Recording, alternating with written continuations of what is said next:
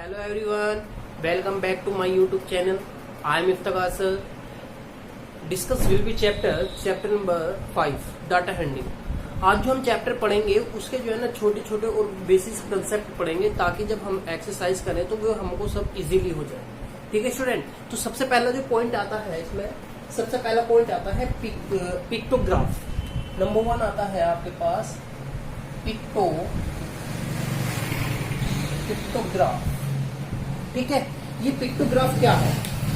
अब इसमें क्या करते हैं, मान लीजिए आपको जो है ना किसी भी चीज का की पिक दे रखी है बनाने के लिए। जैसे आपके पास कितनी है, 30 पेन है। क्या है, 30 पेन है। और आपको पता है 1 पेन जो है आपका, 1 पेन किसके इक्वल है, 10 पेन के इक्वल। तो आपसे क्या कहता है कि उसने जो है कलेक्शन कब कब किया, मंडे, यानी कि 30 पेन। तो 30 पेन के लिए आपको कितनी पिक बनानी पड़ेगी, यहाँ पर कितनी पिक बनेगी, 3 पिक बनेगी। ठीक है, ये आपके पास पेन है। ठीक, यानी कि 1 पेन इक्वल टू किसका होगा, 10। तो आपके पास टोटल कितने हैं, 30 पेन। तो फिर कितना आ जाएगा आपके पास, मंडे आ गया। फिर उसके बाद क्या आएगा आपके पास, ट्यूसडे। तो आप इसमें क्या करेंगे, ट्यूसडे में कितने हैं आपके पास, 20 है। कितने, 20। तो कितनी पिक बन जाएगी, 20, यानी कि 1 इक्वल है तो 1 पेन। और ये आपके पास आ गया सेकंड। अब आता है वेडनेसडे में कितना, 25 है। तो ये कितना हो गया आपके पास, 30, कितना हो गया 20, और कितना आ जाएगा, 25 है।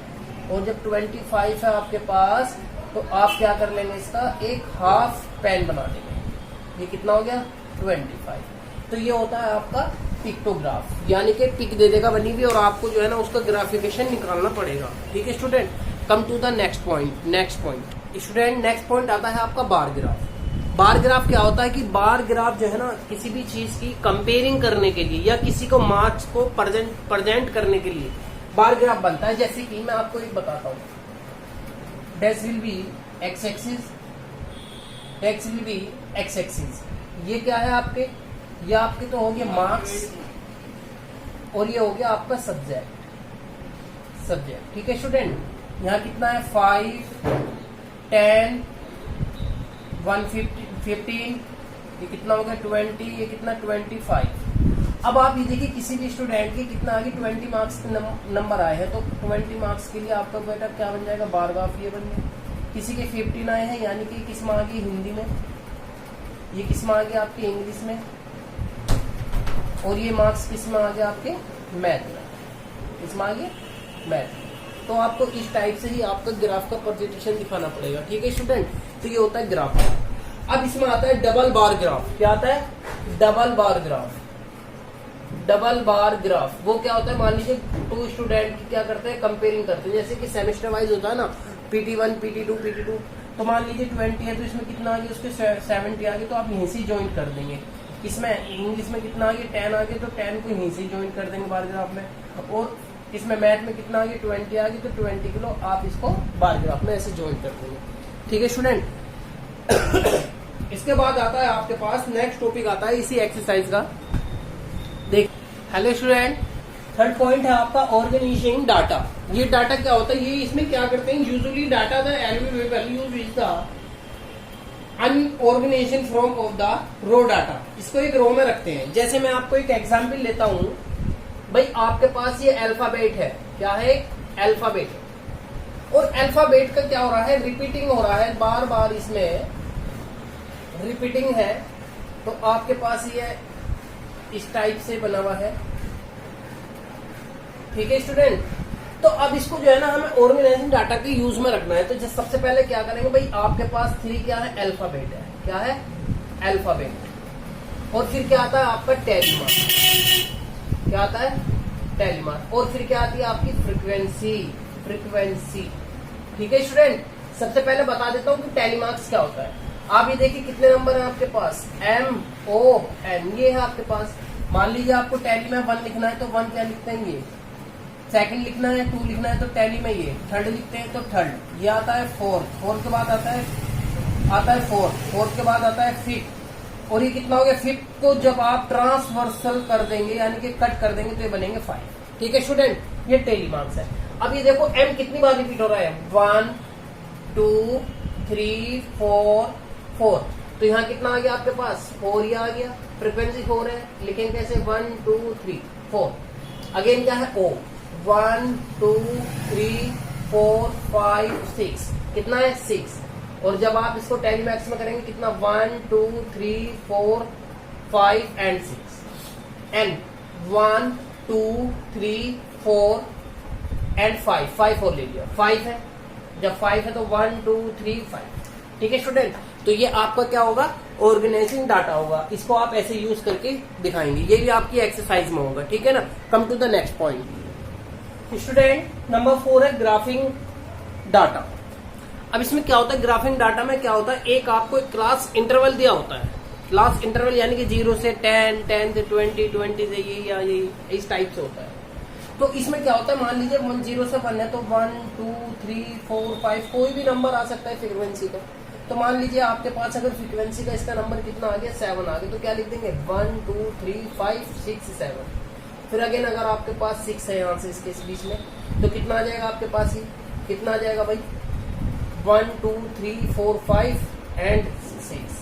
मान लीजिए इसके बीच में कितना आ रहा है 20 आ रहा है, तो कितना आएगा 1 2 3 1 2 3 5 1 2 3 5 1 2 3 5, ये 20 हो गया। अकॉर्डिंग ऐसे ही चलते चले जाएंगे आपके पास, क्योंकि वो जो है ना इंटरवल बिटवीन दे रखा है। क्या दे रखा है, बिटवीन। तो वही नंबर सिलेक्टेड कर लेंगे और उसको टेलीग्राम में आप इसको रिप्रेजेंट कर देंगे, और फ्रीक्वेंसी क्या होगी, जितनी भी नंबर दे रखा होगा वो उसका फ्रीक्वेंसी होगी। ठीक है student, come to the next point. Next point आपका पॉइंट आता है आपके पास पिक चार्ट। क्या आता है, पिक। देखिए स्टूडेंट, ये कोई आपके पास एक चार्ट है, और इस चार्ट में जो है मान लीजिए 60% फुटबॉल, क्या फुटबॉल, ये क्रिकेट, ये टेनिस, ठीक है ना। तो ये आपको ये बताना है, ये पिक चार्ट है, तो आपको इसमें पता है मोर देन कौन सा है, लेस देन कौन सा है, यानी कि ज्यादा वाला कौन सा है और कम वाला कौन सा है। तो ये तो आपको इसमें क्या है, पिक चार्ट में आपको है ना डायरेक्टली डाटा आपको दिखाई दे रहा है कि भाई फुटबॉल को जो है ना कितनी मिली हुई है 60% है, ये कितना आ गया आपके पास 30 हो गया, ये कितना हो गया 100 हो गया। तो इस टाइप से ही आपके पास क्या होगा, ये पिक चार्ट का जो है ना वैल्यू आपको फाइन डायरेक्टली पता चल जाएगी। ठीक है स्टूडेंट, तो आपका भाई इसमें एक आध और भी हो सकता है, जैसे फुटबॉल हो गया, टेनिस हो गया, यहाँ कोई भी खेल हो सकता है, जैसे कि बेसबॉल लिख दीजिए, बेसबॉल, तो वो भी कितना होगा 30%। तो आप इसमें निकाल सकते हैं कि सबसे लो कौन सा और सबसे मोर देन कौन सा है।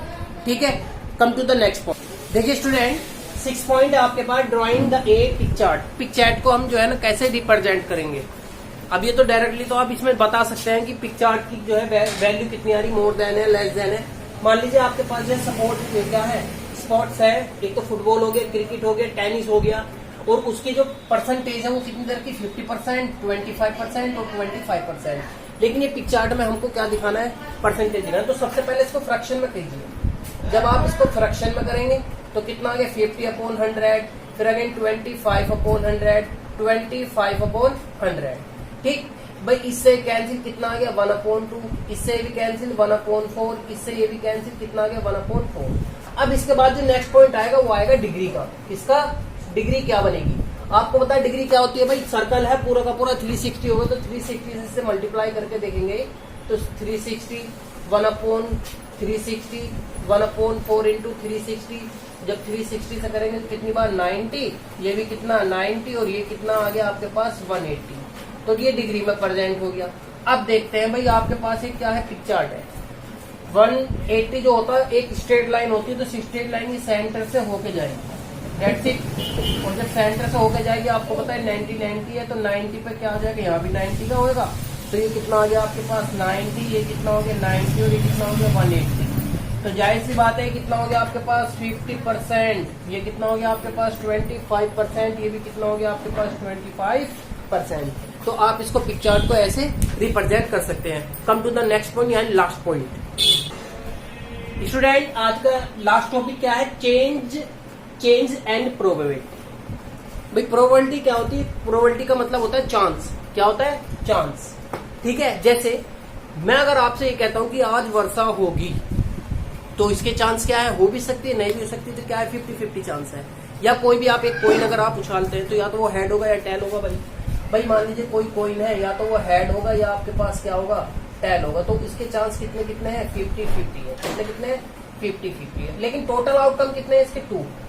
कितने हैं आउटकम, कितने 2 है। तो तब आपके पास प्रोबेबिलिटी का एक फॉर्मूला होता है जो आपको अच्छे से लर्न करना है, ठीक है। तो फॉर्मूला क्या होता है आपके पास, फॉर्मूला बनता है number of favourable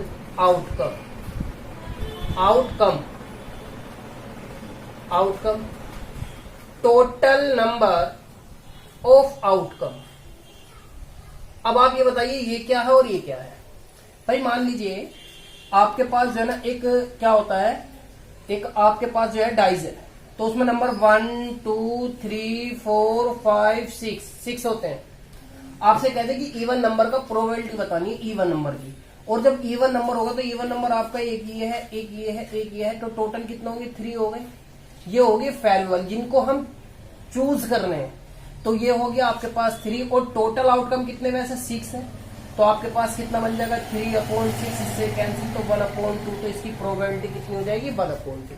that's it.